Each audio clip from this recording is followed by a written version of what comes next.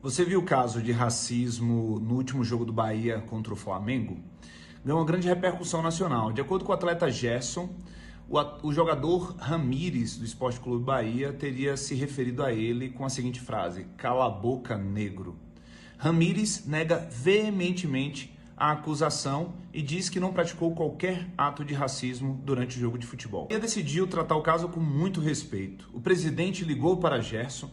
O Bahia afastou cautelarmente, apenas por precaução, o seu atleta Ramires dos trabalhos normais e decidiu abrir um processo de investigações internas, pedindo todas as câmeras de televisão e até mesmo da própria CBF para fazer uma análise antes de qualquer instância desportiva ou até mesmo estatal que queira avaliar o assunto. O fato é que não existe nenhuma prova conclusiva sobre o ato de racismo indicado por Gerson. Nenhuma câmera de televisão, pelo menos até agora, deu a demonstração de uma imagem que pudesse comprovar, que pudesse ter um elemento de prova para a gente chegar a uma conclusão definitiva. O Flamengo se utiliza agora de uma imagem do jogador Ramires conversando, discutindo com o jogador Bruno Henrique, em que, de acordo com peritos contratados pelo Flamengo, o jogador teria se falado a expressão "seu negro". Nesse ponto, vale lembrar que os peritos eles dão conta de uma expressão em português, e o jogador colombiano não fala português, ele só fala o espanhol da Colômbia, que tem um sotaque bem específico. E o próprio Bruno Henrique diz que não ouviu a expressão indicada por Gerson durante a partida de futebol. Para piorar tudo, dentro de um clima de rivalidade clubística, futebolística, muitas pessoas estão flexibilizando um ato de racismo nas discussões das redes sociais, e outras querem, através de um punitivismo, uma condenação antecipada do jogador colombiano do Esporte Clube Bahia.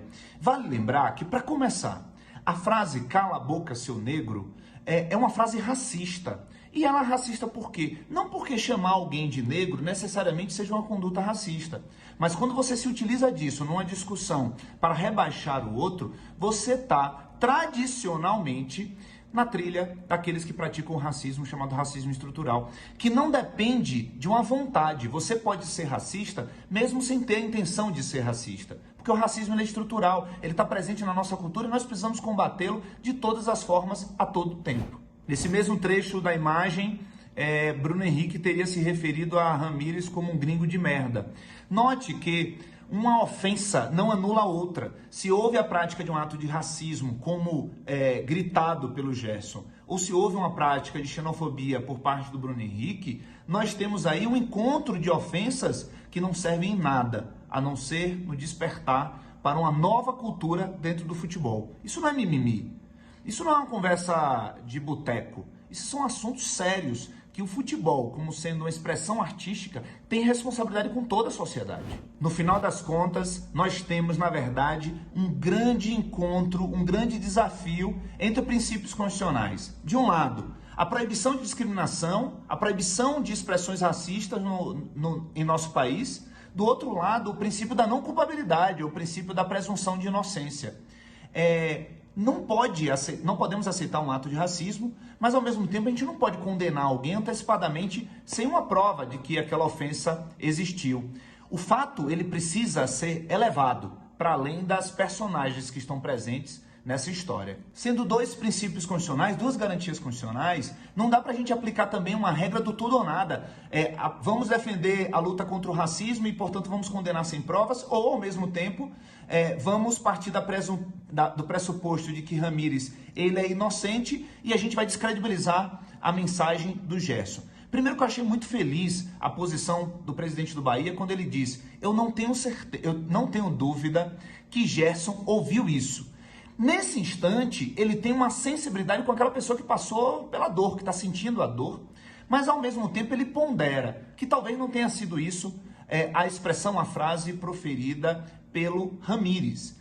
O que a gente precisa é tentar extrair o melhor possível do princípio da proibição de discriminação, do combate ao racismo e também tentar extrair o melhor do princípio da presunção de inocência. Nós precisamos dar aspectos práticos, consequência pragmática a esse debate entre garantias constitucionais tão relevantes. Note que o fato desse episódio ter ocorrido exatamente com um clube que tem a melhor política antirracista do futebol brasileiro, e isso não apenas no símbolo, na comunicação, em suas camisas, como o Bahia vem demonstrando ao longo do tempo. O Bahia tem uma prática antirracista, seja na formação dos seus funcionários, seja na formação dos seus atletas. Vejam você que o Bahia tem um programa de formação antirracista que dá cursos para empresas de Salvador que sejam interessadas em se inscrever nesse programa do Bahia. E se você quer entender um pouco mais sobre o que é o racismo estrutural, dá um Google aí e vá ouvir a palestra ou o pronunciamento do Roger, técnico do Bahia, após um jogo do ano passado, em que ele faz um trabalho de explicar o que é o racismo estrutural na nossa sociedade melhor do que qualquer outro professor que você possa encontrar na internet. Essa é também uma oportunidade para o Flamengo,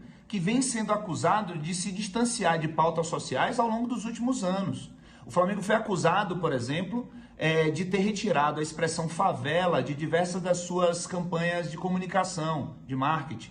O Flamengo passou por um problema muito grande com um acidente que ocorreu em relação aos seus jogadores adolescentes no Ninho do Urubu e vem sendo bastante criticado por isso, além de ter sido muito criticado pela sua ida até o presidente Bolsonaro, a sua aliança com o presidente Bolsonaro na defesa do retorno do futebol durante a pandemia. Então, essas críticas que foram sendo feitas ao Flamengo fizeram com que o Flamengo ficasse bastante recuado, numa posição bastante incômoda em algumas pautas sociais.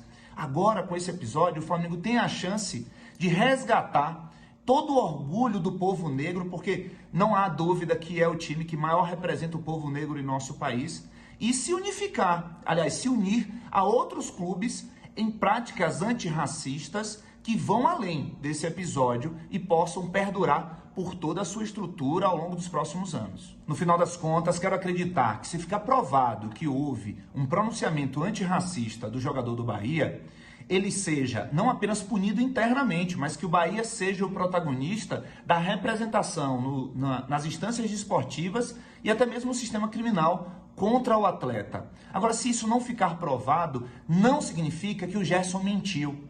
Não significa que a gente deva descredibilizar ou atacar o atleta do Flamengo que pronunciou a sua dor. Significa sim que o Bahia tem um compromisso de aprofundar ainda mais a sua prática antirracista, com as suas políticas antirracistas, e o Flamengo tem que também estar ao lado do Bahia nesse mesmo compromisso. O episódio ele não pode se encerrar em Gerson versus Ramírez.